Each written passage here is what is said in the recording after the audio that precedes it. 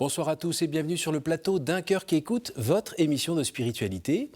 Aujourd'hui, nous avons le plaisir de retrouver Prénom Marlène. Bonjour Marlène. Bonjour. Alors vous venez cette fois-ci avec un livre qui s'appelle « Les 9 fruits de l'Esprit Saint sur les ailes de l'oiseau bleu » paru aux éditions de l'Emmanuel. Ça tombe bien parce que c'est la période de la Pentecôte. Donc la programmation est vraiment de qualité sur KTO. Donc l'Esprit Saint souffle. L'Esprit Saint souffle. Merci d'être venue, merci d'être présente. On va profiter de cette émission pour revenir un petit peu sur ces séquences qu'il y a sur KTO depuis, ça va faire 2 ans maintenant, qui s'appelle Bonne Nouvelle. Et puis évidemment sur la genèse et la réalisation de ce bouquin qui ne s'est pas fait complètement tranquillement. C'est pas fait tranquillement. Juste avant, eh bien, là où d'habitude les gens nous lisent un texte, vous ne voulez pas lire de texte, vous allez plutôt le chanter. Oui. Une composition en lien avec la rédaction de ce livre. Oui, ça a été, c'est un refrain qui est né pendant que j'écrivais le livre et que je chantais à chaque fois avant de me mettre à l'écriture. Eh bien, on vous écoute.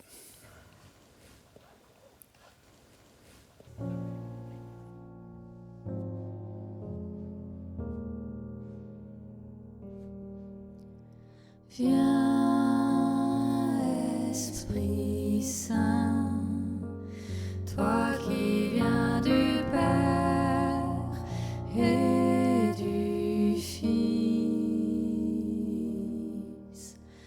inspire en moi ce qui vient du Père et du Fils.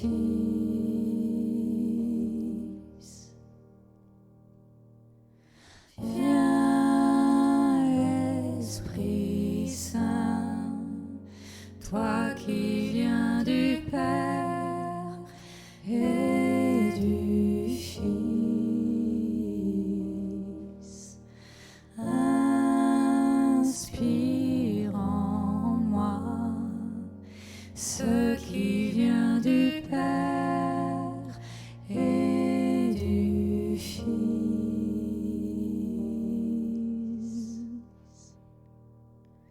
Viens, Esprit Saint, toi qui viens du Père et du Fils, inspire en moi ce qui vient du Père et du Fils. Viens, Esprit Saint.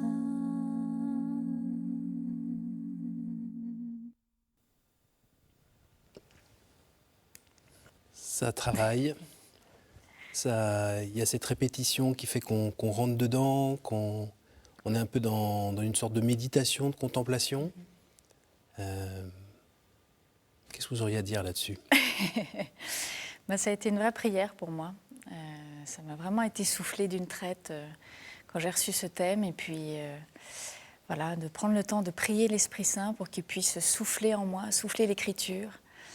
Je ne pouvais pas écrire sur les fruits. Je ne pouvais pas écrire sur les fruits sans être reliée à l'Esprit Saint. Et c'est vrai qu'à la fois, je le prie dans le cœur, dans la prière de l'oraison qui m'est très chère en tant que carme séculier, la 3e branche de l'ordre du Carmel, mais j'avais aussi besoin de le chanter en tant que chanteuse, voilà, de passer par la louange, de permettre de calmer, de faire l'unité, corps, âme, esprit, et de me disposer à sa grâce pour pouvoir écrire ce qu'il allait me souffler. L'Esprit Saint, c'est un copain, c'est une connaissance, c'est une personne que vous connaissez depuis longtemps ? Alors, dans la Trinité, moi, ça a commencé avec le Père, ensuite avec le Fils et après avec l'Esprit Saint. Oui, ça, c'est votre côté un peu méthodique, au nom du Père, du Fils et du Saint-Esprit. Non, je n'ai pas fait exprès, mais ça s'est vraiment révélé comme ça au fil du temps. Et l'Esprit Saint m'est cher, oui, puisque j'ai ce signe de l'oiseau bleu qui accompagne mes projets depuis le début de mes projets chrétiens. Sur mon spectacle musical Découvre-toi, où je rencontre l'oiseau bleu qui m'emmène dans le jardin de mon âme. Là, j'avais envie de continuer le parcours avec lui dans ce livre, Les 9 fruits de l'Esprit Saint, pour découvrir la grâce particulière qu'il y a dans cette union à Dieu qui ne peut se faire que par l'Esprit Saint. Alors on parle de l'Esprit Saint comme du mouvement d'amour entre le Oui. Père et le Fils. C'est de cet ordre-là le contenu de ce livre? Oui, ça va vraiment être un guide dans le livre qui va nous conduire, nous emmener, nous envoler dans des passages d'évangile. Dans chaque chapitre, on visite, on voyage un passage de l'évangile comme si on y était. Donc je décris les personnages, parfois, voilà, je décris des réactions qu'on peut avoir. Le lecteur peut s'imaginer, se projeter en se disant bah oui, moi aussi, peut-être j'aurais réagi comme ci ou comme ça. Et il nous emmène d'une scène à l'autre.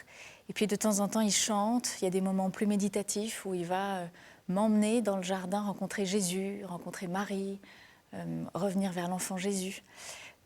Il aura de temps en temps une phrase qu'on peut vraiment prendre comme une parole de l'Esprit Saint pour soi, pour la laisser infuser dans le cœur et l'âme, et qui nous invite à aller à la rencontre du Christ et à nous laisser aimer. Parce que la grande joie que j'ai eue en écrivant ce livre, c'est de découvrir et d'expérimenter à quel point les fruits, on ne les a pas à la force du poignet, mais à quel point ce sont les fruits d'une relation personnelle avec le Christ. Et ça, c'est l'Esprit Saint qui fait le lien dans cette relation, qui permet la prière et qui nous permet de recevoir aussi la grâce de Dieu. Quels sont ces fruits? L'amour, la joie, la paix, la patience, la bonté, la bienveillance, la fidélité, la douceur et la maîtrise de soi. Pas mal comme programme. Oui, pas mal du tout. Donc ce que vous êtes en train de nous dire, c'est que si on a sa petite vie de prière bien rangée, avec Ouais. la Sainte Vierge avec son chapelet, Jésus et Dieu dans un sens ou dans l'autre avec la messe, le Notre Père, tout ça, c'est bien. Le Vite Saint aussi, c'est bien, mais que rater l'Esprit Saint, c'est un peu dommage. C'est même très dommage. Oui. C'est extrêmement dommage, mais en même temps, on le connaît sans le connaître. Et à un moment donné, on s'éveille à sa présence et on va prendre conscience qu'en fait, on ne peut rien faire sans lui et que tout passe par lui. Mais il est là de toute façon, on l'a reçu dès le baptême, on le reçoit à la confirmation, on reçoit ses dons. On ne pourrait pas aller au Père, ni au Fils, ni aux autres sans l'Esprit Saint. Vous l'avez compris comment? En écrivant le livre, plus profondément. Et puis dans la prière au quotidien et la vie communautaire, avec ma communauté du Carmel, j'ai repris l'habitude, grâce à nos temps communautaires où on invoque vraiment l'Esprit Saint, Oui. avant des temps de partage, avant des temps de silence, de le faire plus au quotidien. J'invoquais le Christ, je m'adressais à lui dans la prière de Jésus, ou je m'adressais à Marie, au Saint. Mais l'Esprit Saint, pour avoir vu son œuvre, en tout cas avoir été témoin de son œuvre de manière communautaire, dans ma propre vie, ça m'a invité aussi à m'adresser d'abord à lui de plus en plus. Et puis avec l'histoire du spectacle, avec les rencontres avec les gens, le passage aussi qu'on a fait à Paray-le-Monial, je crois que petit à petit, tout ça a contribué à prendre conscience de l'importance de l'Esprit Saint dans ma vie et avoir d'autant plus envie de le partager à d'autres. Est-ce que vous pourriez nous dire aujourd'hui comment vous singularisez sa façon de parler, de communiquer par rapport au Père Ouais. et au Fils? Il y a plusieurs façons, je trouve, de déceler sa présence, du moins, ou plusieurs façons qu'il a de se révéler. D'une façon assez simple, je l'attribue souvent à la petite voix qu'on n'écoute pas toujours, mais qui est souvent de très bon conseil et qui souvent est une inspiration de l'Esprit Saint. Il y a vraiment ce qu'on appelle des motions de l'Esprit Saint, où plus on va rentrer dans cette relation d'amour dans la prière, plus on va être attentif à des motions intérieures, on va réagir différemment, être peut-être plus à l'écoute. Je vais plus me demander qu'aurait fait le Christ à ce moment-là, qu'est-ce que je peux faire qui le serve. Et tout ça, de manière assez invisible et cachée, c'est l'Esprit Saint. Il est peut-être moins visible au sens où le Christ nous a donné son visage. Il est parti pour qu'on reçoive l'Esprit Saint qui n'a pas de visage, même si c'est une personne, mais qui en fait a une présence plus cachée, plus silencieuse et qui se découvre petit à petit dans le temps. Donc à la fois ça peut être des motions au sens où on sent, on est attentif à une intention particulière, on sent qu'on doit agir ou dire telle ou telle chose. On est peut-être plus attentif aussi à ce qu'on entend, à ce qu'on écoute chez les autres. par lesquels aussi Dieu nous parle. Et ça, c'est aussi une inspiration de l'Esprit Saint. Et puis, il y a parfois des conjonctions dans la vie qui font qu'on sent que, par exemple, on s'est habillé en bleu aujourd'hui. Je pense que c'est un signe de l'Esprit Saint. Oui, je crois bien. On sait de la Vierge Marie au départ, mais d'accord. Oui, mais la Vierge Marie et l'Esprit Saint, ils sont comme ça, tous les deux. C'est ce que j'ai lu. En général, dans un évangile. Ils sont pas loin, en général. Parce qu'on a eu ici, assis à votre place, des personnes qui ont dit qu'à un moment, ils entendaient ce qu'on est en train de dire et ils disaient moi, personne ne me parle. Hein, Et puis, ils s'étaient rendus compte après que c'est aussi parce qu'ils ne faisaient pas de silence en eux et donc ils n'écoutaient pas. Et quand ils l'ont fait, ça a été un petit peu mieux. Il y avait un message. Et voilà. Le silence, vous aimez ça? Oui, j'ai intérêt. Ça fait vraiment partie de ma vocation au Carmel. Je suis une amoureuse du silence. Et naturellement, il y a du silence là-dedans? Pas toujours, mais en tout cas, il y a un besoin de contemplation et de silence évident. Et je suis quelqu'un dans la vie d'assez silencieux, d'assez réservé, même si ça ne se voit pas forcément dans ce que je fais. Mais après, oui, il y a des moments où là-dedans, on est plusieurs, on est très nombreux. On peut être jusqu'à 18. D'accord. Vous avez compté? J'ai compté. D'accord. Alors, ça fait donc 2 ans qu'on vous voit régulièrement. C'est le vendredi soir, si je ne me trompe pas, à l'antenne, avec une petite séquence. On va parler de scénette. Racontez-nous la genèse. Est-ce que vous pouvez nous redire un mot sur la genèse de ce projet? Et puis aussi sur son évolution sur les 2 dernières années. Bonne nouvelle. J'avais très à cœur de faire une série humoristique et spirituelle qui permette de partager des réalités de la foi avec humour. Parce que moi, c'est vrai que dans ma vie, j'ai beaucoup appris de choses comme ça. Et plus en profondeur, plus que de manière théorique ou institutionnelle, qui sont complémentaires, mais c'est vrai que j'ai la grande chance, en particulier dans ma famille, avec mes parents, d'apprendre des choses. Ils m'ont expliqué plein de choses, de réalité de la vie, de la foi, par l'humour. Et l'humour est vraiment un signe de la joie qui est un fruit de l'Esprit Saint. Et par la joie, moi en tout cas, j'intègre mieux les choses. Parce que tout d'un coup, on comprend, il y a un déclic, et il y a quelque chose qui s'ouvre, et voilà. Et ça fait envie. Et ça fait envie, et on a envie de le vivre, et ça s'imprime de manière positive. Donc j'avais à cœur de transmettre ça, puis c'est vrai que j'aime énormément faire rire, j'aime rire tout court. On est effectivement nombreux dans ma tête, puisque dans la série, au fur et à mesure de l'écriture, on est devenu 18 personnages quand même.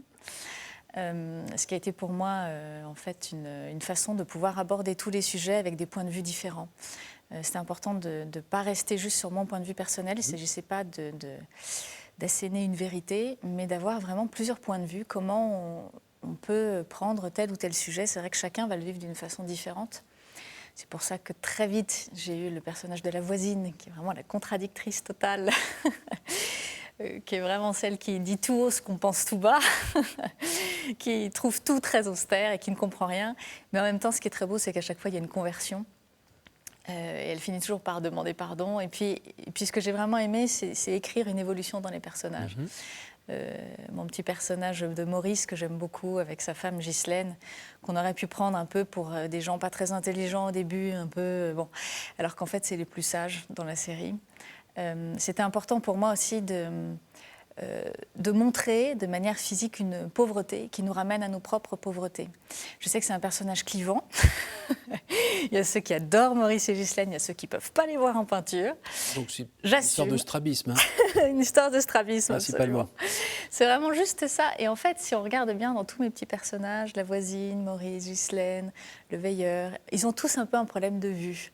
La voisine a ses lunettes de soleil, le veilleur ne voit qu'à partir d'une longue vue. Maurice et Ghislaine, voilà. Mais en fait, c'est une façon de nous ramener à nos propres pauvretés et de se dire qu'est-ce que je ne vois pas, qu'est-ce que j'ai à convertir moi-même, et de s'en amuser avec légèreté, pour déculpabiliser aussi, aborder les sujets de manière positive. Et de découvrir à quel point nos pauvretés sont des bonnes nouvelles, parce que c'est là que le Christ va nous donner sa grâce et va nous donner sa force et sa propre vue d'amour pour soi et pour le monde. Alors ça s'est nourri aussi de vos lectures, j'imagine, oui. Et puis ça s'est nourri aussi de votre vie quotidienne. Oui, de ma vie quotidienne. C'est évident que tous les sujets que j'ai abordés, je n'aurais pas pu en parler si je n'en vivais pas quelque chose.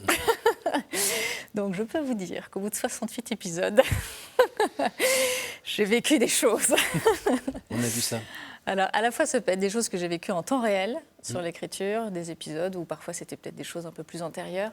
Mais il y a toujours quelque chose oui, que j'ai vécu. Donc ça a été un peu les montagnes russes, et à chaque fois, ça a été vraiment des grâces. Donc quand je dis que je partage la bonne nouvelle, c'est que je partage vraiment du vécu. Voilà. Durant l'écriture de ce livre, Oui. vous avez découvert des choses différentes, j'imagine, donc sur le Saint-Esprit, vous l'avez mieux connu. Est-ce que cet engagement dans un sujet de ce type-là, votre engagement auprès du tiers-ordre carmélitain, vos spectacles, les chansons, est-ce que tout ça fait que c'est une vie plus proche du Seigneur et on va dire harmonieuse, épanouie, où tout va bien, Madame la Marquise?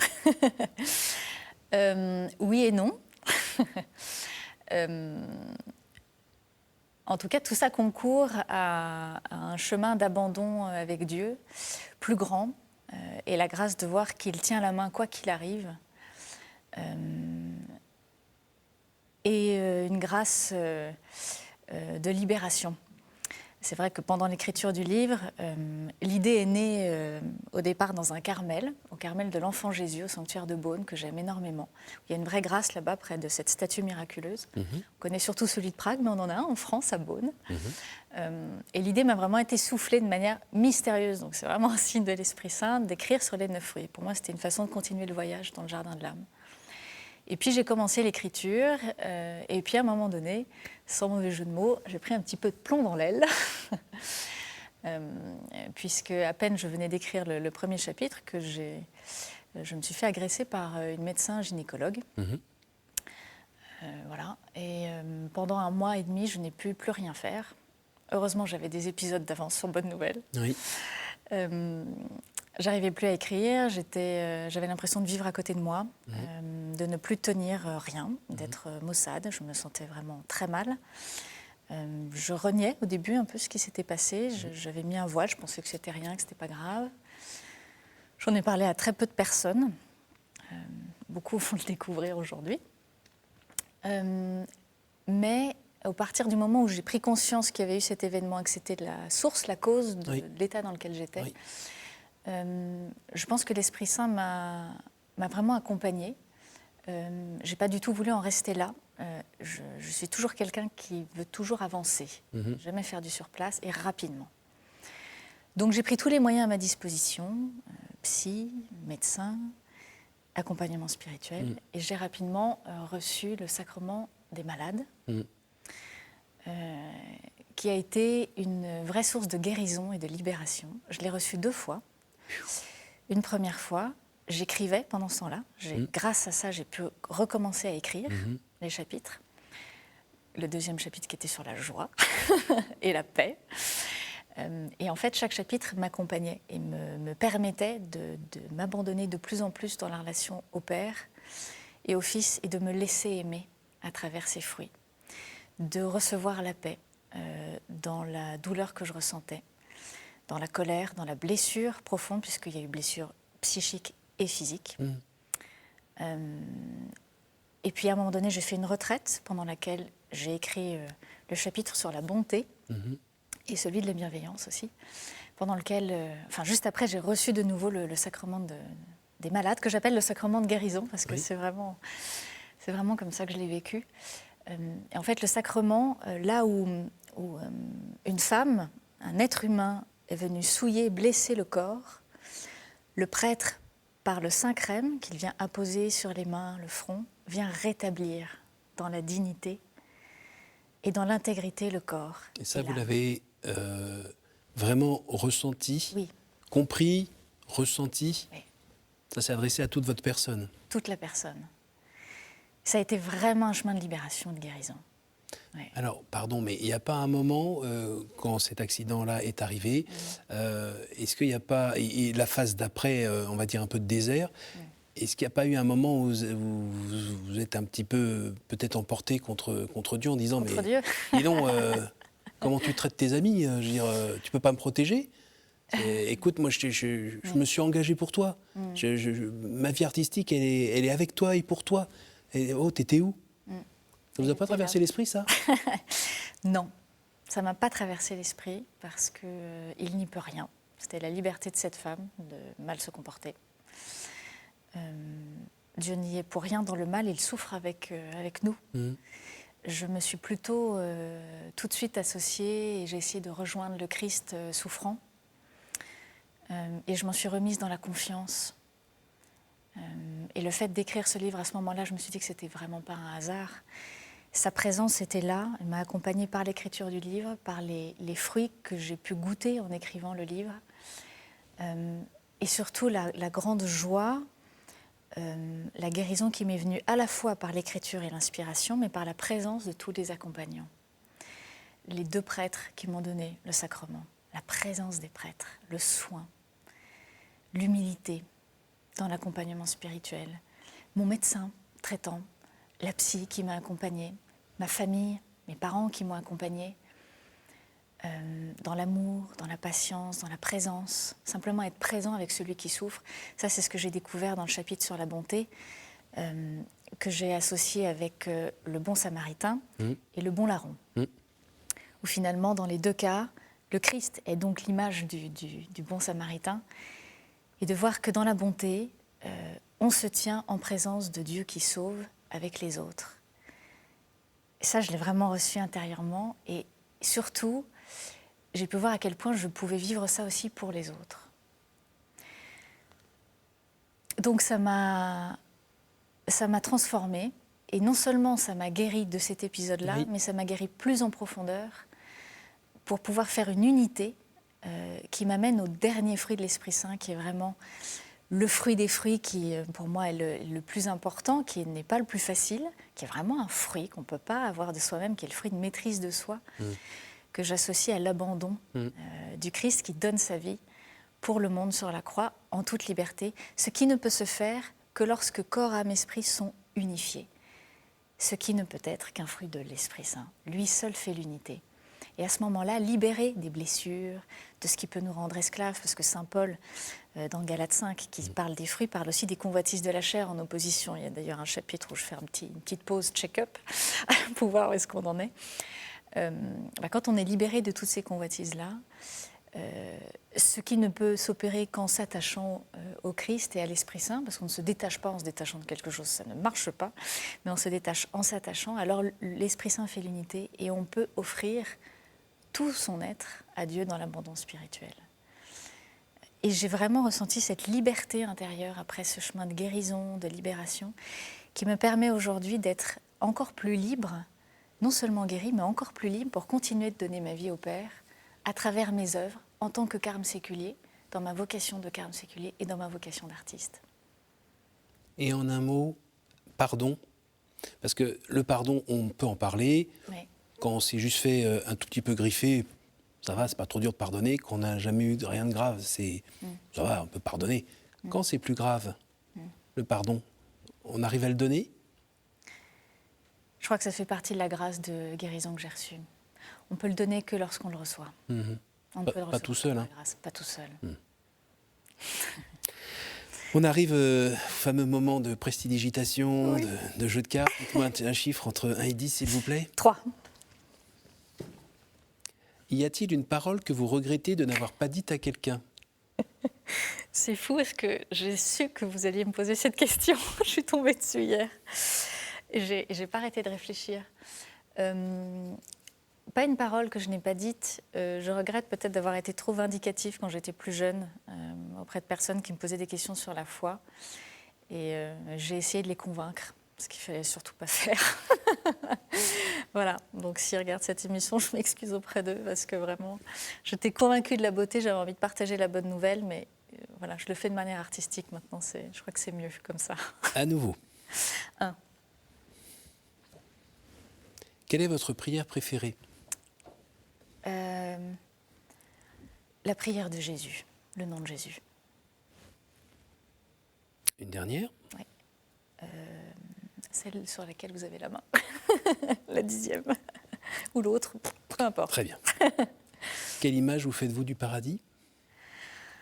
Tous les fruits de l'Esprit Saint en abondance et éternellement, qui ne s'arrêtent jamais.